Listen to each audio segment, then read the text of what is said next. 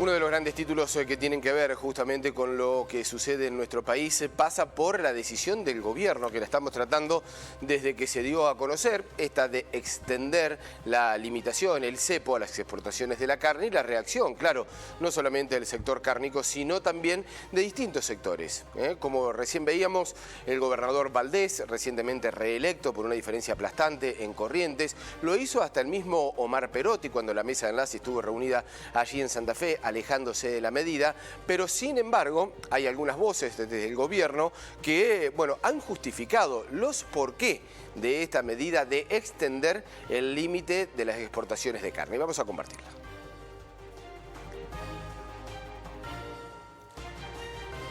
Por ejemplo, Paula Español, la Secretaría de Comercio Interior, que salió a defender esta medida y habló sobre esta posibilidad que deja entrever la mesa de enlace de estar ofreciendo un cese de actividades. Me parece que no están dadas las condiciones ni hay razón para tener este tipo de medidas, dice Paula Español. Los convocamos al sector a seguir trabajando en medidas estructurales importantes que nos permitan pensar en un plan ganadero y una solución estructural para todo el sector. Pero además también algunas otras voces, como por ejemplo el ministro de Trabajo, Claudio Moroni, en el día de ayer, después de una reunión, habló sobre el tema. Estamos exportando más de 160 millones de dólares mensuales, lo que está por encima del promedio histórico. No está pasando un mal momento por el sector, no está pasando por un mal momento. Por el acomodamiento de los precios internos, es posible que estén ganando un poco menos. Las declaraciones de Paula Español, de Claudio Moroni, defendiendo la medida que impone el gobierno. Vamos a estar hablando con Andrés Contamaña, que es analista ganadero. ¿Cómo te va, Andrés? Muchas gracias por atender a Telediario Federal. Buen día, Mariano. Buen día a toda la audiencia y buen día a la gente de Río Cuarto.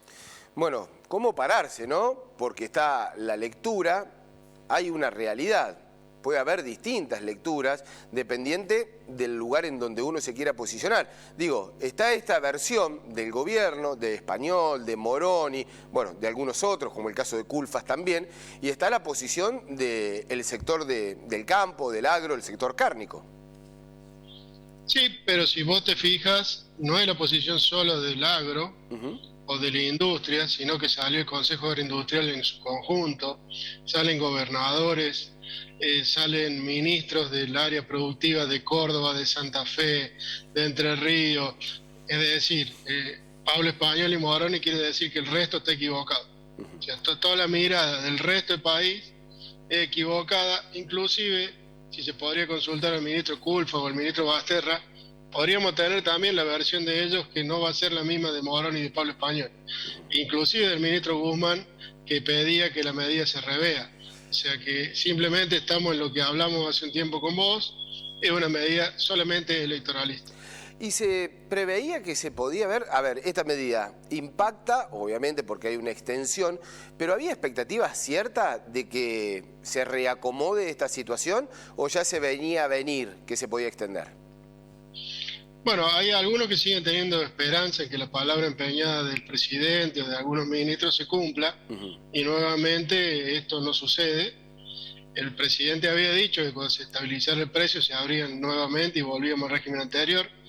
En la misma resolución, la 7/2021 de hace 2 días, dice que el precio se estabiliza y a su vez bajó. O sea que el mismo gobierno entiende que sucedió lo que el presidente necesitaba, sucedió lo que pedía Paula Español, sucedió lo que pedía el ministro Culfa y la medida es prorrogar por 60 días más. Entonces, el sector no entiende si se cumplió la expectativa que tenían, cuál es el motivo de seguir en esto, tensionando a 15.000 empleados de las plantas frigoríficas que están con garantía horaria, y en estos meses, ayer ya hubo el anuncio de 3 empresas industriales, van a ser alrededor de 25.000 los empleados de plantas frigoríficas que entran con garantía horaria.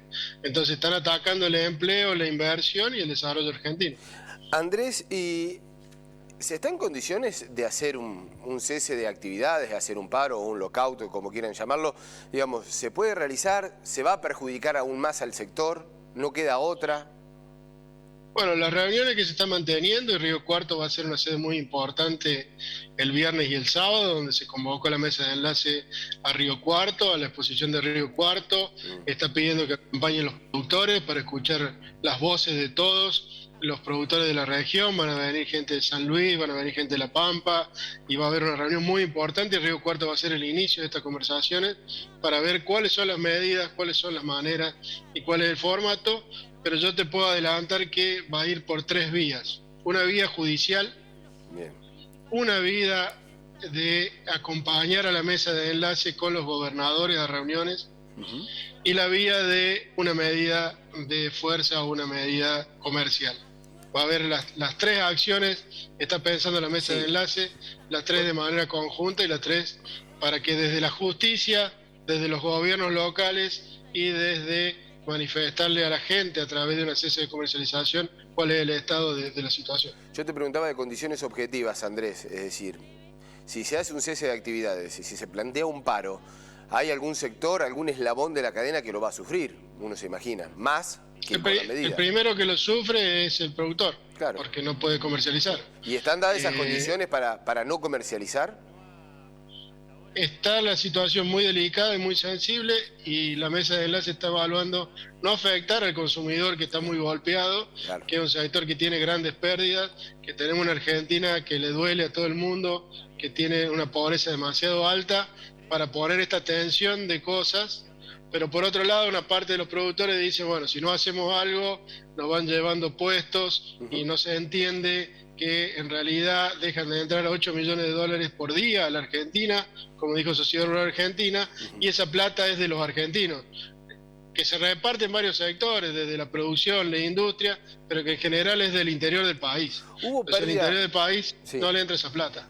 ¿Hay pérdida de rentabilidad para el productor?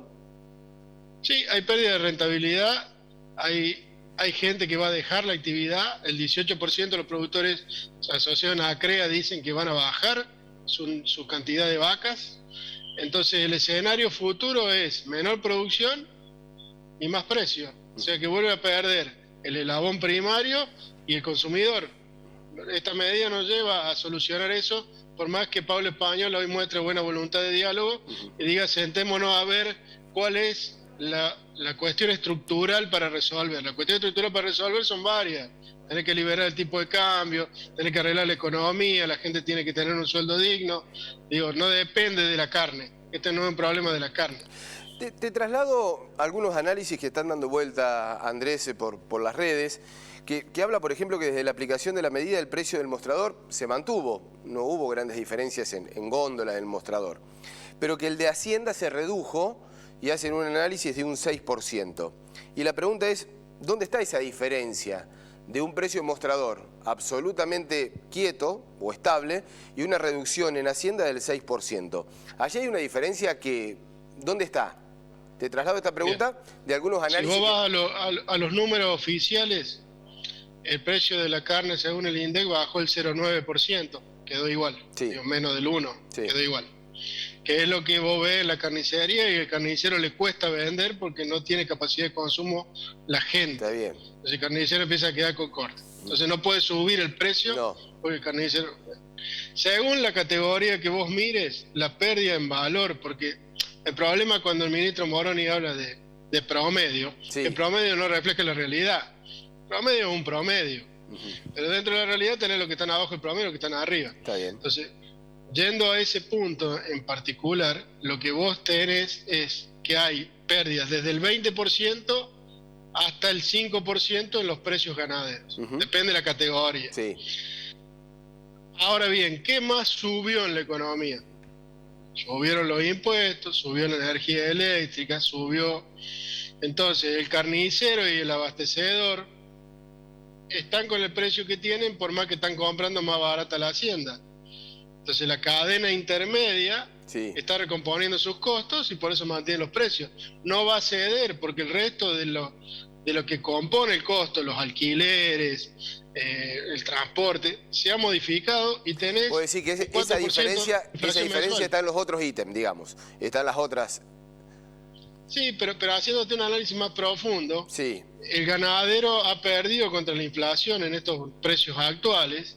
El carnicero tiene que tratar de no perder contra la inflación. Sí. Y entonces siempre que vos tengas un ambiente inflacionario, y el problema que tenemos no son los precios, sino que es la inflación y la emisión monetaria, Sí. entonces ahí es donde tenés la dificultad. De todos Después modos, cada uno va a tratar de mediar para su molino de agua, ¿no? Andrés, y yo te lo voy a preguntar porque uno hace, digamos, y observa. La carne en el interanual aumentó, podemos estar de acuerdo o no, pero cerca de un 80% en el precio interanual. Si uno... Desde la medida el precio se congeló. Entonces el gobierno dice, bueno, pero la medida que aplicamos entonces sirvió, porque detuvimos el incremento de precio del mostrador. Y de ahí... Sí. De ahí ellos, el gobierno, toma esa justificación para extender la medida. Perfecto, si el gobierno está diciendo, y lo dice en la misma resolución, que logró el objetivo. Claro. Pero no cumplió la palabra, que logró el objetivo de racionalizar la cadena, contener los precios y de ordenar ese desorden que decía que había, y dice que ya lo hicieron, continuar con la actividad de manera normal. Y Andrés, ¿Sí? y si vuelve a lo que era antes, digamos, sin límite de exportación, ¿vuelve a subir el precio o no necesariamente? No necesariamente, porque este mercado es oferta y demanda. Sí. Ahora yo te voy a decir lo que va a suceder después de las elecciones o un poquito antes de las elecciones. Sí. Lo que va a suceder es que va a subir el precio por más que las exportaciones estén restringidas. ¿Y por qué eso? ¿Es especulativo? Porque la señal que vos le das al productor es que produzca menos. ¿Y no es un movimiento especulativo o electoral subir el precio? No hay manera de hacerlo especulativo porque la cadena productiva tiene términos. Cuando el animal está gordo lo tiene que vender. El filo cuando está gordo lo tiene que entregar. Pero como hay menos producción, la velocidad de crecimiento de esos animales se bajó después de la medida. Entonces vos vas a tener una entrega de toda esa materia prima para que se vuelva carne de mostrador más dilatada en el tiempo. Entonces si vos le vas a poner plata a la gente en el bolsillo por la campaña, por las paritarias nuevas va a pasar. Y demás, el carnicero va a ver que le vende todo lo que tiene en el mostrador. Hoy no sucede. Cuando suceda eso, el mismo carnicero va a ser el primero que va a subir el precio. Cuando se dé cuenta el abastecedor va a corregir y recién ahí le va a llegar al productor. Andrés, como siempre, es un placer estar conversando con vos sobre este tema. Sos uno de los grandes especialistas, analistas ganaderos que tiene nuestro país. Un fuerte abrazo, hasta luego. Igualmente, Mariano, gracias por tenerme en cuenta y bueno, un saludo a la gente de Huinca Renanco, esperemos que se mejore la situación por ahí. Exactamente, que estuvo brava la tormenta. Un fuerte abrazo. Gracias.